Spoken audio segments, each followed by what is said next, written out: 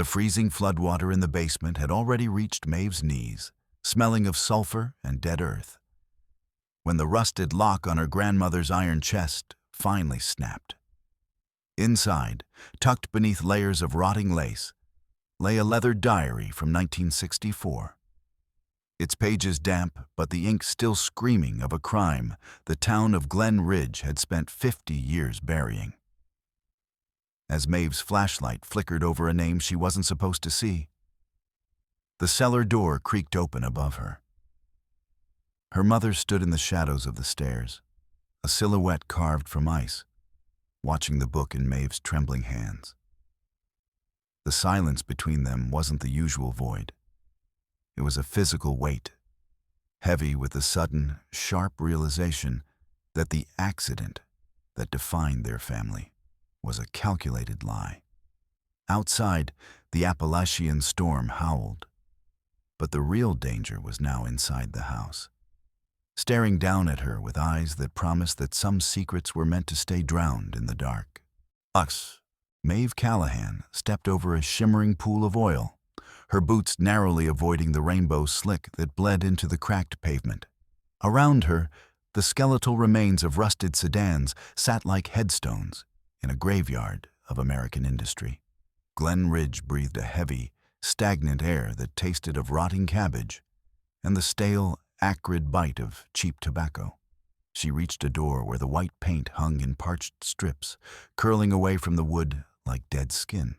Before her knuckles could strike the surface, the sound of shattering glass erupted from within, followed by a torrent of gravel-throated curses. The door flew open, and a man the size of a furnace loomed in the threshold. His eyes were mapped with burst capillaries, and his breath hit Maeve in a hot, sour wave of fermented grain. She stood her ground, feet planted against the grime of the porch. Without a word, she extended a white pamphlet, its edges crisp against the backdrop of the dilapidated house. The man's fists bunched at his sides, knuckles turning the color of bone, and his breathing deepened into a rhythmic, predatory growl. Maeve stared directly into his blown-out pupils, ignoring the treacherous tremor that threatened to betray her beneath the thin denim of her jeans. Her retreat was cut short by a shadow sliding from between two sagging row houses. A figure in an oversized, soot-colored hoodie blocked the sidewalk, moving with the oily grace of a predator. Slick, the man who owned the local street corners, pursed his lips and sent a thick glob of phlegm onto the toe of Maeve's boot. A silver flash interrupted the gray afternoon as he flicked a switchblade open, the metallic snap echoing against the brick walls like a gunshot. Slick closed the distance until the cloying, artificial scent of his cologne filled Maeve's lungs. He leaned down, his mouth inches from her ear, and his voice came out as a dry rasp, like sandpaper on a coffin lid. He whispered a promise of a drainage ditch and a broken neck if her shadow ever darkened his client's doors again.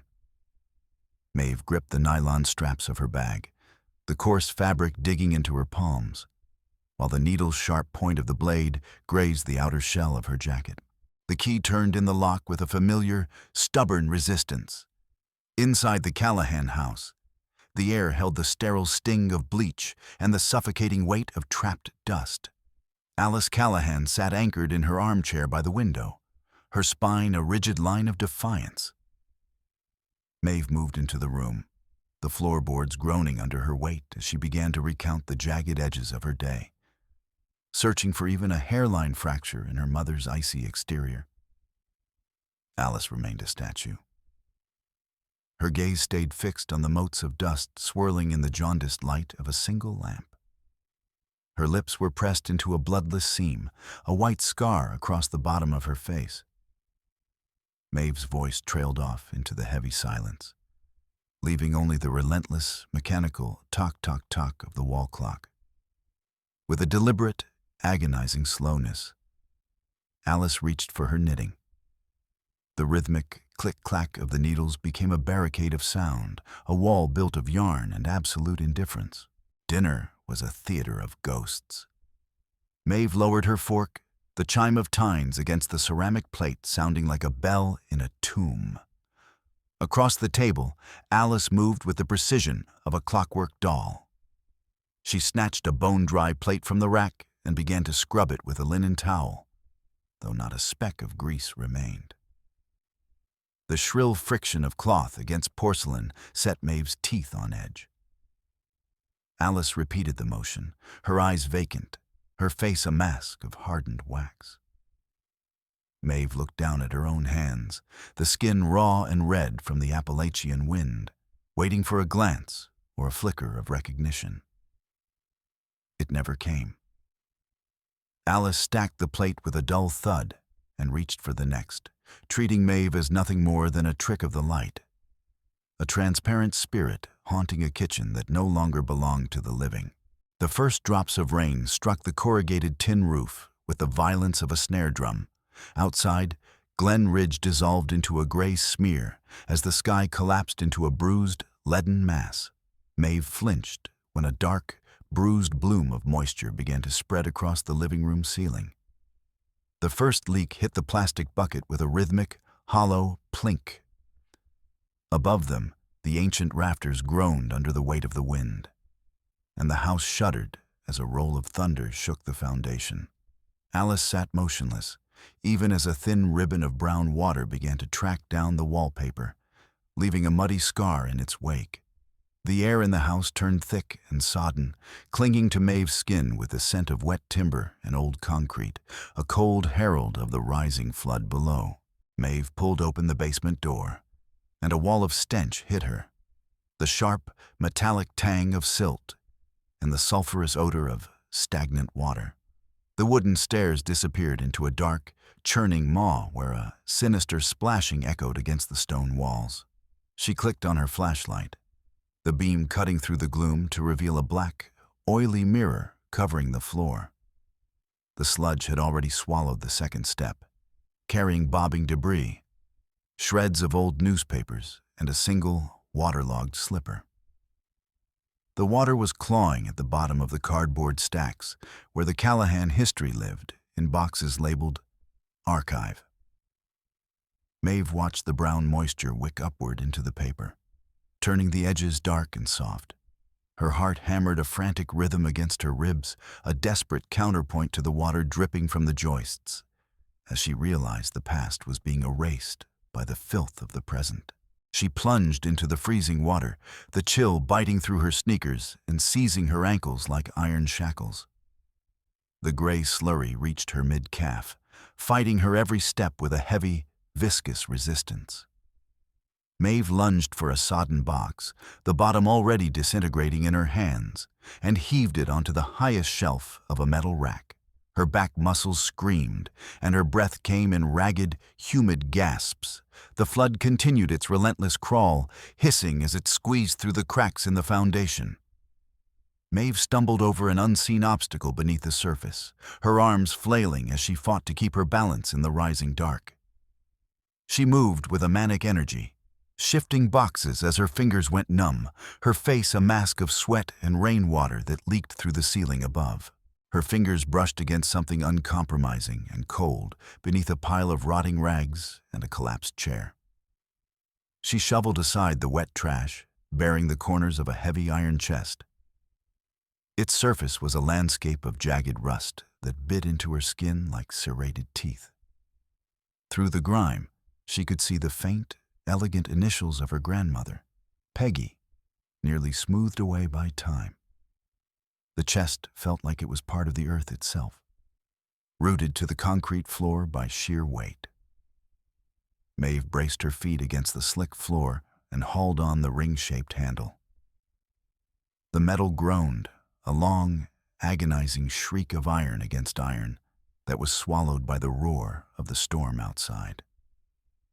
She dragged the prize onto a small island of dry concrete beneath the stairs, her breath hitching in her chest. She grabbed a heavy screwdriver from a nearby shelf and jammed it into the shackle of the rusted padlock.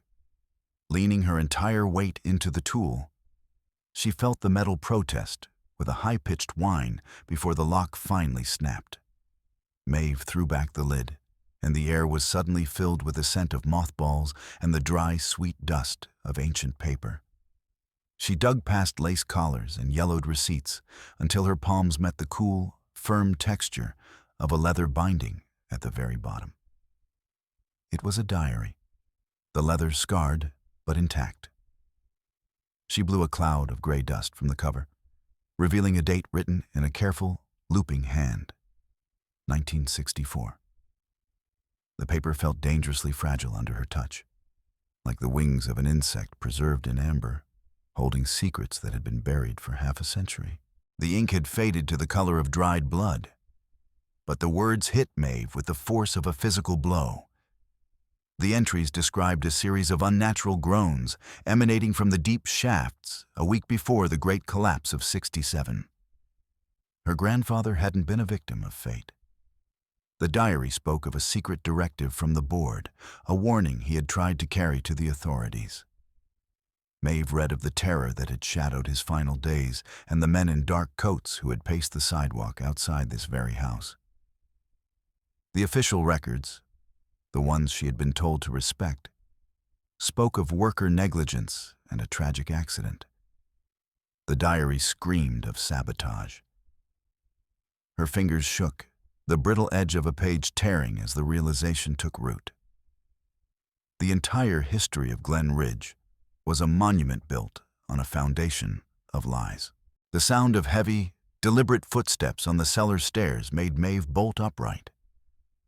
Alice stood framed in the doorway, her shadow stretching across the flooded floor like a dark shroud. When her eyes fell on the open chest and the leather book in Maeve's hands, her features twisted into a mask of pure, unadulterated horror. Her pupils dilated into black voids. She didn't scream, but her fingers clawed at the wooden doorframe, the sound of splintering timber sharp in the small space. Alice took a sudden, violent step forward, her face flushing a deep, angry crimson. The air in the basement seemed to thicken, turning to lead. Maeve watched as her mother's hand rose, a clawed gesture directed at the diary. A desperate attempt to strike down the truth that had finally clawed its way out of the mud. Maeve pulled the diary to her chest, the sharp corners of the leather binding digging into her sternum. She stared into the distorted face of her mother and knew the world they had inhabited was gone, shattered by the snap of a rusted lock. The storm outside was no longer just weather. It was a cleansing force, a long overdue reckoning. She backed away from Alice's reaching hands, her breathing slowing into a cold, hard cadence of resolve. The stone walls of the basement no longer felt like they were closing in. They felt like a fortress. Maeve shoved the diary beneath the zipper of her jacket, the cold leather chilling her skin through her shirt. Alice remained in the doorway, her nails still raking the wood, carving deep grooves into the history of the house. With a sudden, athletic lunge, Maeve bolted through the narrow gap between her mother and the wall. The freezing rain slapped her face the moment she hit the porch. Her sneakers skidded across the mud that had replaced the lawn, and behind her, the only sound was the heavy, broken rasp of Alice's breath. Maeve ran into the gray wall of the downpour, her elbow locked over the diary, while the ice-cold water poured down the back of her neck. She threw open the heavy oak doors of the Glen Ridge archives, bringing the smell of wet wool and ozone into the silent hall.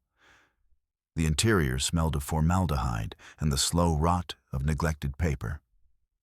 Maeve collapsed into a chair in the furthest corner of the room, spreading the diary alongside the yellowed mine protocols of 1967. Her fingers trembled as she tracked the columns of figures.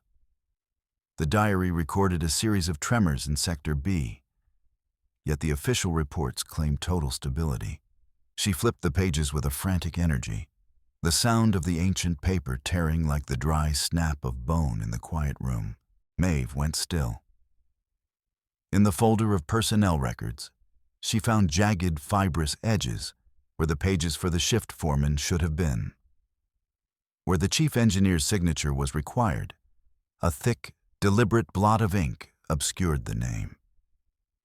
She held the parchment up to the flickering fluorescent light, noting that the flourish at the bottom of the page was a shallow imitation. The pressure of the pen was too light, the slant all wrong. It was a clumsy forgery, a frantic attempt to erase a name from history. A hot flush of anger burned in her cheeks as she saw how cleanly a blade had removed the sections detailing the safety inspections conducted just hours before the collapse. A shadow fell over her table before she heard the floorboards groan.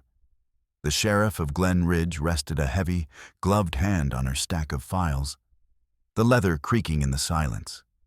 Maeve looked up, meeting a gaze that was as flat and cold as a winter pond. The sheriff leaned in, bringing the scent of burnt coffee and gun oil with him. He tapped a rhythmic, menacing beat against the folder, his voice dropping to a low rumble. He advised her to let the past stay buried, warning that it had a habit of pulling people down with it. Maeve felt the air in the room turn thick and suffocating as the sheriff adjusted his holster, his eyes never leaving hers. Maeve pushed through her front door and stopped dead at the entrance to her bedroom. Alice was on her knees by the nightstand, her hands frantically searching the back of the furniture. Her nails screeched against the wood as she hunted for the diary Maeve had hidden. Alice's face was slick with sweat, her lips moving in a silent, frantic prayer. When Maeve took a step, a floorboard betrayed her with a sharp crack. Alice spun around, her hair a wild tangle, her eyes burning with the desperate light of a cornered animal ready to tear at its own kin. Maeve clutched the diary to her ribs, shaking her head. In response, Alice lunged for the heavy iron poker resting by the hearth. With a guttural cry, she swung the metal, shattering the antique mirror on the wall. Shards of silvered glass exploded across the room, one splinter catching Maeve's cheek and leaving a thin red line. The ring of the impact vibrated through the air. Alice continued to batter the empty frame, her breath coming in a jagged, whistling wheeze. Maeve backed into the hallway, the broken glass crunching like dry leaves beneath her boots. The next morning, Maeve stepped onto the porch to check the mail, and recoiled. Lying on the top step was an old porcelain doll, its head crushed by a heavy heel, gray stuffing leaking from its eyes. A strip of grimy paper was tied around its neck. Maeve unfurled the note to find blocky, uneven letters warning her to stop. The paper smelled of damp earth and wood smoke. A cold dread crawled up her spine as a rustle came from the overgrown bushes near the road. The town's old guard had finished with subtle warnings. They were moving to the theater of the macabre. The director of social services didn't look at her. He drummed his fingers on his mahogany desk, the sound echoing in the office that smelled of ozone and old carpet. He slid a single sheet of paper toward her, the word suspension jumping out in bold, black type. He spoke in a low drone about complaints from neighbors, reports of shouting and unstable behavior within the Callahan home. Maeve watched the tremor in his hands as he mentioned the department's concern for her mental well-being. Every word felt like a shovelful of dirt on a grave. She realized they were stripping away her last shield, isolating her from the very people she was trying to save. Maeve heaved her heavy oak dresser across the floor, wedging it against her bedroom door before slamming the bolt home. Almost immediately, a rhythmic, hollow thudding began from the other side. Alice was beating her fists against the wood, demanding silence, demanding the return of the lie. The vibration of the blows traveled through the floor and into Maeve's skull. She crawled into the corner of her bed, pulling a pillow over her ears, but her mother's voice bled through the cracks, a distorted, sibilant hiss. The walls felt like they were made of paper. With every strike against the door, a fine dusting of plaster fell from the ceiling, settling like snow on the open pages of the diary. She eased the curtain back an inch and froze.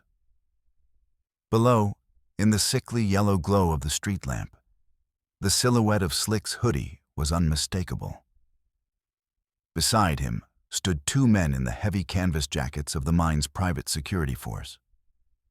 One of them clicked on a high-powered flashlight, sweeping a blinding beam across the face of the house. Maeve dropped below the windowsill, her heart thumping against her ribs. She heard Slick's muffled, cruel laughter and the metallic clink of a chain. They were circling the house, testing the window frames, tightening a noose around the truth. Maeve returned to the diary, squinting in the weak light of her penlight. On the final, tattered pages, she found a list of names circled in heavy graphite. She recognized them all: the mayor's father, the sheriff's grandfather, the director's uncle. It was a roster of the men who had formed the perimeter the night of the collapse, men who had later seen their businesses flourish with unexplained capital. The faded ink was a map of a blood-bound syndicate. She ran her finger over the names of witnesses who had vanished or died in accidents shortly after 1967, realizing the sheer scale of the web that held Glen Ridge in its grip. The final piece of the puzzle locked into place. The routes Slick used to move his product were identical to the abandoned ventilation shafts marked in her grandfather's sketches. The same families that had buried a massacre decades ago were now using the hollowed-out earth to poison the survivors. The rot Maeve had smelled since childhood didn't come from the coal. It came from the men in the town's highest offices. She squeezed her eyes shut, then opened them with a fierce, burning clarity. She was the only thing standing between the town and its total consumption. Maeve gripped the phone until her knuckles turned white as the dispatcher's voice, flat and indifferent, confirmed the discovery of a body. The boy, the one who had promised her just yesterday that he was clean, was now a statistic on a morgue slab, a needle still protruding from his arm. She bolted out the door into a world that had turned into a vertical river. The rain was a cold, stinging weight, blurring her vision as it mixed with the heat of her tears. Her boots splashed through deep, hidden puddles that masked the crumbling infrastructure of the streets. She ran through Glen Ridge, her lungs burning with a mixture of rage and oxygen-deprived desperation. Every splash beneath her feet felt like the counting down of a fuse that had already reached the powder. A blinding flash of white light tore through the dim hallway as a lightning strike found the ancient transformer outside. An explosion of blue sparks showered the carpet, followed by the sharp, terrifying crack of a circuit breaker failing. Maeve stood paralyzed as the air filled with the chemical stench of melting copper. Wisps of gray smoke began to curl from the wooden wainscoting, and then the first orange tongues of flame licked out from behind the walls. The fire moved with a hungry, predatory speed, turning the old wallpaper into blackened ash in seconds. Heat began to pulse through the corridor, a physical weight that hammered at her chest, turning the hallway into a furnace that cut off the front door. Gray smoke poured into the stairwell, thick and suffocating. Maeve bent double, a violent cough racking her frame until her ribs ached. The second floor was a haze of soot, and the heat rising through the floorboards began to blister her feet through her shoes. She pressed her wet sleeve against her mouth, desperate for a pocket of clean air. Below, through the roar of the fire, she heard a rhythmic, haunting sound, the creak of a rocking chair. Alice was sitting in the living room, swaying back and forth as flakes of ash settled on her hair like black snow. She was staring into the flames with vacant eyes, her hands resting peacefully on her lap, while the fire began to char the legs of her chair. Maeve threw herself down the stairs, the wood groaning and snapping under her weight. She burst into the living room, where the walls were now curtains of living flame. She grabbed her mother's narrow shoulders and shook her with a desperate, violent strength, forcing her to look. Alice's skin was a ghostly white against the crimson roar of the room. Maeve pointed at the ceiling as it began to sag, raining down glowing embers and chunks of burning plaster. Her face was a mask of jagged resolve. She forced Alice to witness the destruction of their sanctuary, watching as the physical manifestations of decades of silence were consumed by the heat. Above the roar of the collapsing house, Maeve's voice erupted in a scream that tore at her throat. She threw every unspoken agony into her mother's face, the weight of the secrets that had turned into a leaden poison in her gut. She screamed about the rope she had stared at in the garage, the pills she had kept like a dark promise, and the hollowed-out life she had led because of Alice's cowardice. Her throat was raw, bleeding from the smoke and the sobbing, as she confessed that the town's rot had nearly extinguished her own will to breathe. Alice flinched, her face finally cracking, as she looked at the raw, bleeding soul of her daughter through the dancing sparks. Alice's face contorted into a mask of sudden, frantic denial. She lunged forward, her hands striking Maeve's chest, shoving her toward the back door that stood open to the storm. She began to scream, an incoherent, high-pitched sound, trying to push Maeve out into the rain, as if she could cast out the truth along with her. Her laughter was a brittle, terrifying sound that competed with the wind. She clawed at Maeve's jacket, desperate to be rid of the voice that was breaking the silence of a lifetime. The rain lashed into the house, meeting the heat of the fire to create a blinding wall of steam where both women fought in the center of the inferno. A massive support beam overhead gave way with a sound like a falling tree. It crashed into the floorboards inches from Maeve, sending a spray of splinters and ash into the air. The impact shook the very earth. Alice suddenly went limp, the fight draining out of her as she collapsed onto her knees in the hot soot. A series of racking, guttural sobs tore through her. Through the howl of the fire, she began to wail the truth. She spoke of the shadows that moved through the fog in '67, and the faces of the neighbors who had used shovels and iron bars to bury a man near the edge of the quarry. The truth poured out of her like a hemorrhage, ancient and foul. Alice surged to her feet with a sudden, terrifying strength, her fingers locking around Maeve's wrist like iron bands. She dragged her daughter through the kitchen, where the heat was so intense the enamel on the stove was popping like corn. As they dodged the flames that were devouring the pantry, Alice leaned in, her voice a frantic whisper against Maeve's ear. She confessed that the silence hadn't been an act of betrayal, but a desperate shield against the men who still walked the streets of Glen Ridge. She kicked the back door open, and the freezing night air rushed in, a violent, beautiful contrast to the smell of burning lies that had finally lost their grip. They tumbled onto the sodden grass of the yard, their lungs burning as they collapsed into the mud. They turned together, watching as the roof of the Callahan house imploded, sending a geyser of sparks into the black sky. The orange glow illuminated the silhouettes of neighbors watching from the safety of the street. In that fire, the iron chest, the leather diary, and the very wood that had soaked up years of misery were reduced to carbon. Maeve felt the heat of the fire, drying the salt on her cheeks. The world of the Callahans was a heap of glowing embers, taking the weight of 3 generations with it into the night. The first sliver of a cold, gray sun cut through the remnants of the storm, painting the ruins of the town in a hard, metallic light. Maeve and Alice sat on the surviving concrete slab of the porch, their clothes a ruin of soot and ash.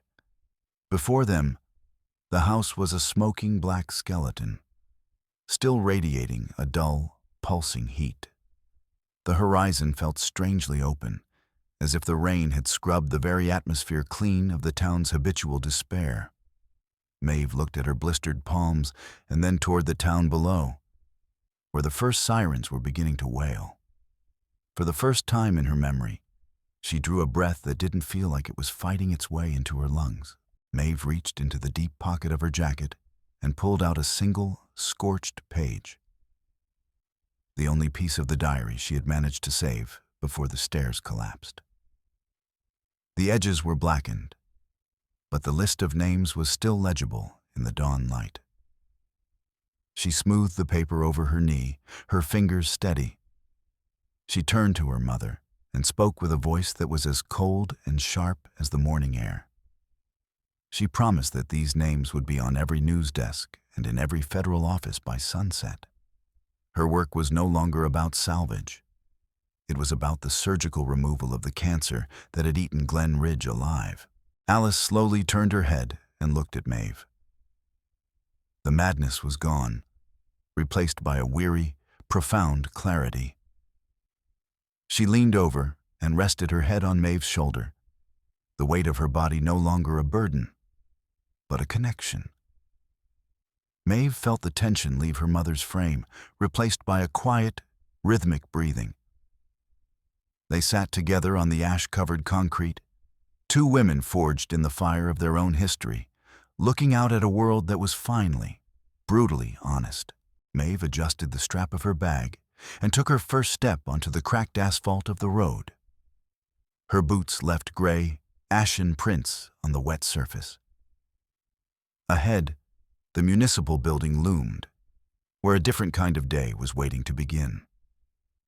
She saw the townspeople beginning to open their shutters, some nodding to her as she passed. The air in Glen Ridge no longer carried the scent of decay. It was sharp with ozone and the smell of wet, waking earth. Maeve walked toward the center of town, her spine straight, her eyes fixed on a horizon where the shadows of the mines no longer reached. She was walking into a future where the truth was the only law left to follow.